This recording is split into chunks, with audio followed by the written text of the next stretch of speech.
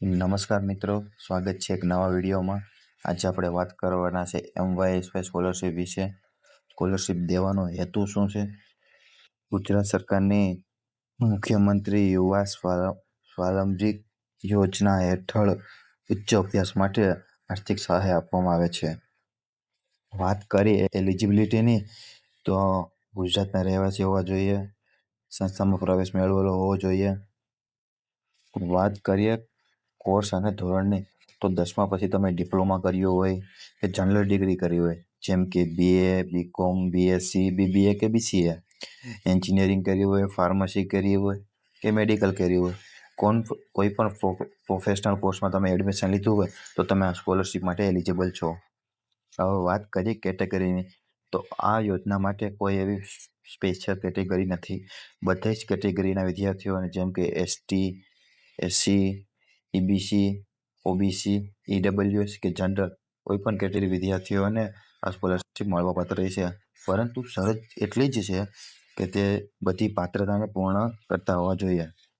વાત કરીએ ઇન્કમ લિમિટની, તો પરિવારની આર્થિક આવક 6 લાખ કરતાં ઓછી હોવી જોઈએ એ વિદ્યાર્થીઓ આ સ્કોલરશિપમાં એલિજિબલ કરી શકે છે. જો પરિવારની વાર્ષિક આવક 6 લાખ કરતાં વધારે હોય તો આ સ્કોલરશિપમાં તમે એલિજિબલ નથી. વાત કરીએ સ્કોલરશિપના અમાઉન્ટને, આ કોર્સમાં અલગ અલગ સહાય મળવાપાત્ર છે, જેમ કે tuition fee, hostel fee, book કે ગમે એ એસેસરી માટે તમે લઈ શકો છો. મેડિકલ અને એન્જિનિયરિંગ સ્ટુડન્ટને પ્રોફેશનલ કોર્સ માટે અલગથી સહાય આપવામાં આવે છે. વાત કરીએ કે આ સ્કોલરશિપ તમે કેટલી વાર મેળવી શકો છો.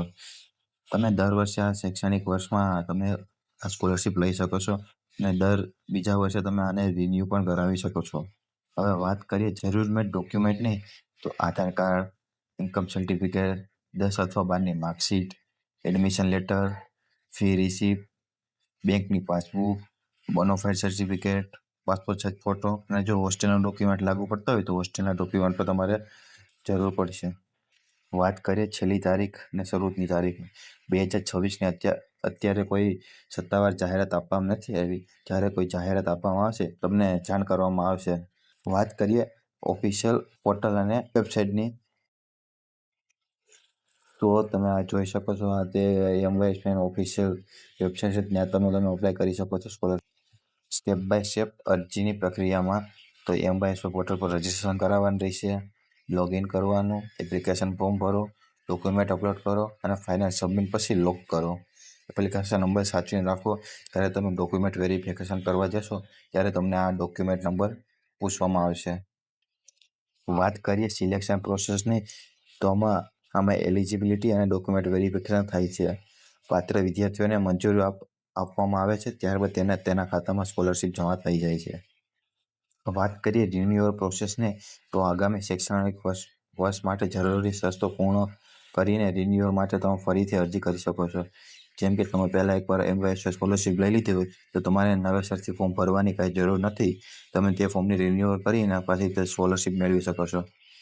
વાત કરીએ એપ્લિકેશન સ્ટેટસની, કેવી રીતે ચેક કરો.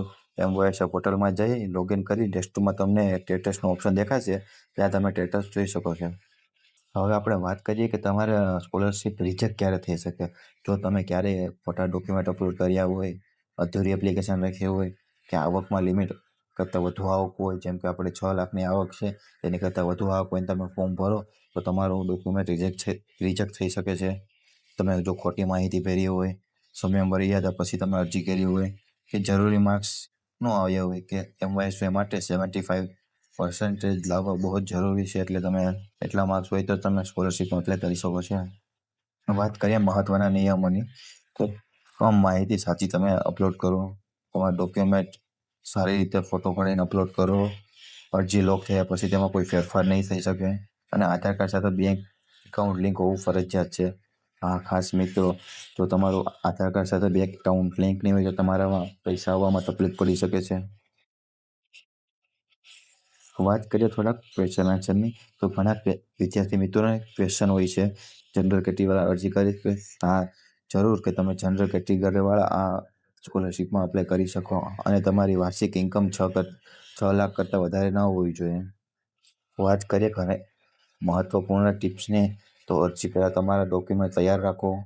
ઇન્કમ સર્ટિફિકેટ વર્તમાન વર્ષનું જ હોવું જોઈએ, જેમ કે ઇન્કમ સર્ટિફિકેટની 3 વર્ષની મર્યાદા હોય છે. જો તમારું 3 વર્ષ પતી ગયા હોય તો તમે તેને રિન્યુઅલ કરાવી શકો છો.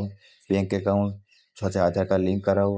ખાસ મિત્રો તમારે આ યાદ રાખવાનું છે કે બેંક એકાઉન્ટ સાથે આધાર કાર્ડ લિંક હોવું જોઈએ. એપ્લિકેશન સબમિટ કર્યા પહેલાં તમારી તમામ વિગતો ફરીથી ચકાસો. આ મિત્ર ખાસ લાગે જો તમે ખોટી માહિતી ભરશો તો તમારા સ્કોલરશિપ અને મહત્વની ખાસની વાત છેલ્લી તારીખની રાહ ન જોવો. જ્યારે તમારું એક ડોક્યુમેન્ટ બધે રેડી થઈ જાય તો તમે ત્યારે જ ફોર્મ ભરી દો. ધન્યવાદ મિત્રો. આજના માટે એટલું જ. નવા વિડીયો જોવા માટે અમારી ચેનલ વિદ્યા સહાયને સબસ્ક્રાઈબ કરો. ધન્યવાદ.